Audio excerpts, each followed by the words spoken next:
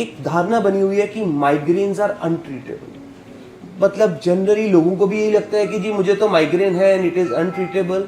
और बहुत not everyone but most of the time पे जब वो डॉक्टर के पास जाते हैं, फिजिशियंस के पास जाते हैं, तो उनको बोल दिया जाता है कि आपको तो माइग्रेन है जी, इसका कोई इलाज नहीं है, तो ये तो आपको ऐसे ही रहना पड़ेगा, ऐसे ही जीना पड़ेगा, ये पेन किलर ले लीजिए, जब माइग्रेन हो तो पेन किलर ले लीजिए। That is not right.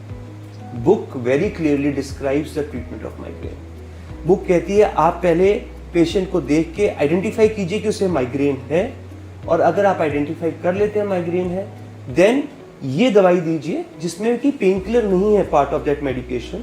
ये दवाई दीजिए और उससे धीरे धीरे माइग्रेन्स जो हैं वो सेटल हो जाते हैं। Hello everyone, this is Vidushi and you are watching the Good Health Show, and today we are going to talk about migraine, and for that we have Dr. Anshul Gupta ji with us. Hello sir, welcome back in the show. कैसे हैं sir आप? मैं बिल्कुल ठीक हूँ, all well. Sir आज हम migraine के ऊपर बात करने वाले हैं, और माइग्रेन एक ऐसी प्रॉब्लम है जो एक हेडेक है और लाइट साउंड ये छोटी छोटी चीज़ों से बहुत ट्रिगर हो जाता है। तो आज इसी के बारे में बात करने वाले हैं, और मैं आपसे ये जानना चाहूँगी कि माइग्रेन प्रॉब्लम क्या है और इसके कॉजेज क्या क्या होते हैं। सो देखिए, हमारे बहुत अलग अलग तरह के सर दर्द होते हैं। उनमें से एक बहुत कॉमन और बहुत परेशान करने वाला सर दर्द है जिसे माइग्रेन कहते हैं। कई बार लोग हर हेडेक को माइग्रेन बोल देते हैं, पर हर हेडेक माइग्रेन नहीं होता। माइग्रेन टिपिकली वो सर दर्द है जो अपनी मर्जी से सडनली आता है, 2-3 दिन रहता है, उसमें बहुत तेज सर दर्द होता है। किसी भी पेन किलर खाने से पेशेंट को जनरली आराम आना मुश्किल होता है, एंड उसको वॉमिटिंग्स का फीलिंग होता है। उसका मन करता है कि मैं सब लाइटें बंद करके अपने सर पे टाइट कुछ बैंडेज सी बांध के बस लेटा रहूं, कोई मुझे परेशान ना करे, और वो 3-4 दिन में अपने आप चला जाता है। फिर वो हफ्ते में, 10 दिन में, 15 दिन में दोबारा आता है और दोबारा उसे परेशान। ओके, तो सर जैसे आपने बताया कि माइग्रेन आता है चला जाता है, तो ये इसके सिम्टम्स हो गए, लेकिन इसका कोई कारण है स्पेसिफिकली? मतलब माइग्रेन हमारे माइंड में हमारी ऐसा क्या होता है जिसकी वजह से प्रॉब्लम अकर करती है? तो बहुत सारी थ्योरीज हैं जिसकी वजह से कहते हैं माइग्रेन होता है, बट कोई भी थ्योरी उसको कंक्लूसिवली नहीं बता सकती कि क्यों होता है। तो जनरली ट्रिगर फैक्टर्स होते हैं लोगों के साथ जो माइग्रेन्स को ट्रिगर करते हैं। कुछ लोग कहते हैं हमारे को धूप में जाने से माइग्रेन होता है, कोई कहता है चॉकलेट खाने से होता है, कोई कहता है लाउड म्यूजिक से होता है, नींद ना आने से होता है। सो ऐसा कोई स्पेसिफिक फैक्टर नहीं है, हर इंसान को आइडिया होता है कि उसको इस वजह से माइग्रेन होता है। ओके, स्ट्रेस भी इसका फैक्टर हो सकता है? वेल, स्ट्रेस माइग्रेन्स कॉज नहीं करता, स्ट्रेस हेडेक करता है, जिसको लोग अक्सर माइग्रेन से कंफ्यूज करते हैं। बट हाँ, अगर किसी को माइग्रेन की टेंडेंसी है तो स्ट्रेस से वो टेंडेंसी की वजह से फ्रीक्वेंसी बढ़ जाएगी माइग्रेन होने की। ओके। एंड सर माइग्रेन जो एक नॉर्मल हमें हेडेक होता है उससे कैसे डिफर करता है?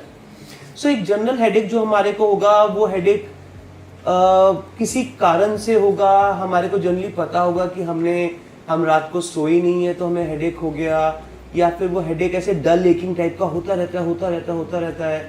Generally normal headaches nausea vomiting के साथ एसोसिएटेड नहीं होते हैं, और ऐसा नहीं होता कि वो हर 2-3 दिन में आए तक रहें और फिर चले जाएं और फिर आएं सेम सीवियरिटी के साथ। वो होते हैं, फिर कभी महीने भर बाद कभी हो जाते हैं, तो वो उनका अलग पैटर्न होता है। ओके, एंड माइग्रेन अगर हमको है तो वॉमिटिंग हो सकती है, नौशिया? वॉमिटिंग बहुत कॉमन है एक्चुअली।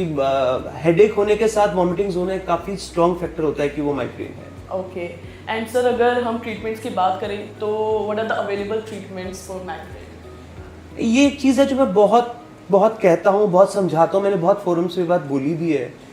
एक धारणा बनी हुई है कि माइग्रेन्स आर अनट्रीटेबल। मतलब जनरली लोगों को भी यही लगता है कि जी मुझे तो माइग्रेन है एंड इट इज अनट्रीटेबल। और बहुत not everyone but most of the time पे जब वो डॉक्टर के पास जाते हैं, फिजिशियंस के पास जाते हैं, तो उनको बोल दिया जाता है कि आपको तो माइग्रेन है जी, इसका कोई इलाज नहीं है, तो ये तो आपको ऐसे ही रहना पड़ेगा, ऐसे ही जीना पड़ेगा, ये पेन किलर ले लीजिए, जब माइग्रेन हो तो पेन किलर ले लीजिए। That is not right. Book very clearly describes the treatment of migraine. Book कहती है आप पहले पेशेंट को देख के आइडेंटिफाई कीजिए कि उसे माइग्रेन है, और अगर आप आइडेंटिफाई कर लेते हैं माइग्रेन है, देन ये दवाई दीजिए जिसमें कि पेन किलर नहीं है पार्ट ऑफ दैट मेडिकेशन, ये दवाई दीजिए और उससे धीरे धीरे माइग्रेन्स जो हैं वो सेटल हो जाते हैं। ओके, सो माइग्रेन ट्रीटेबल है और डरने वाली बात इसमें ऐसी कुछ मेजर नहीं है। सर, अगर हम प्रिवेंटिव मेजर्स की बात करें तो क्या हम माइग्रेन को प्रिवेंट कर सकते हैं?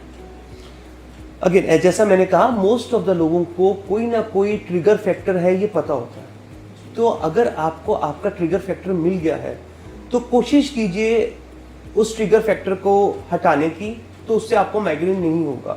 मैं ऐसे आपको एक एग्जांपल दे रहा हूँ। अभी 3-4 दिन पहले देयर वाज अ लेडी जिसको बहुत माइग्रेन होता था, and we spoke to each other, हमने काफ़ी बात करी क्या है, तो वी रियलाइज कि वो वर्क करती हैं और वो सुबह जल्दबाजी में बिना खाना खाए या नाश्ता करे जब भी जाती हैं तो वो उनको 2 बजे 3 बजे से हेडेक होने लग जाता है, and then it turns into a migraine.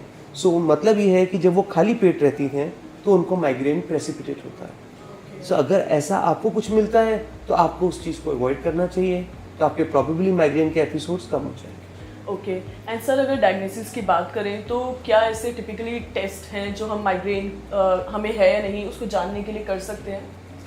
तो माइग्रेन का कोई टेस्ट नहीं है। Migraine is totally based on clinical acumen. जब आप पेशेंट से बात करते हैं, उसकी हिस्ट्री लेते हैं, उसके सिम्टम्स समझते हैं, तब एक डॉक्टर ही बता सकता है कि हाँ जी इनको लगता है माइग्रेन है। कोई एमआरआई, कोई सीटी, कोई ईईजी नहीं बता सकता कि माइग्रेन है। बहुत बार हेडेक के पेशेंट्स में हम स्कैन इसलिए कराते हैं कि हमें ये क्लियर करना होता है कि यार माइग्रेन मैं सोच रहा हूँ, कुछ और तो नहीं है जो मैं मिस कर जाऊँ। मान लीजिए कोई पेशेंट है जो मुझे ऐसी हिस्ट्री दे रहा है जिसमें मैं थोड़ा प्लस माइनस हो रहा हूँ कि इसको माइग्रेन है कि नहीं है, then I would actually ask them कि आप एक स्कैन करा लीजिए, कि ऐसा ना मैं आज माइग्रेन सोच के ट्रीट करना शुरू कर दूँ और कल को भगवान ना करे कुछ और निकल जाए। एग्जैक्टली। सर अगर जेनेटिक्स की बात की जाए तो क्या ये जेनेटिकल भी हो सकता है माइग्रेन, मतलब हेरिडिट्रीज में क्या रोल प्ले करती है? ऐसा प्रूवन नहीं है कि जेनेटिक इन्फ्लुएंस इसमें है, बट ऐसा देखा गया है कि मदर से डॉटर में कॉमन है ये चीज़। क्यों है थोड़ा कहना मुश्किल है, we have not been able to prove that, but या तो उनके घर के सर्कमस्टांसेस, उनका लाइफस्टाइल शायद सेम होता है, शायद उस वजह से है, बट देयर इज नो ऐसे कंक्रीट बेसिस नहीं है इस चीज़ का। ओके, बट ऐसा देखा गया है कि जेनेटिकल भी ये आता है सामने। जी। ओके सर, अगर मेडिकल अटेंशन की बात करें, लाइक अगर किसी को माइग्रेन हो गया है तो ऐसे कौन से रेड फ्लैग्स हैं कि जब आपको डॉक्टर को दिखा ही देना चाहिए? क्योंकि काफ़ी बार ऐसा होता है कि हम सोचते हैं कि नॉर्मल हेडेक है, ओके लाइट से हो रहा है, लाइट बंद कर देते हैं, या फिर कुछ खाया कि चलो अब ये नहीं खाएंगे। तो ऐसा कौन सा ट्रिगर पॉइंट है कि जब हमें अपने डॉक्टर से कंसल्ट कर लेना चाहिए?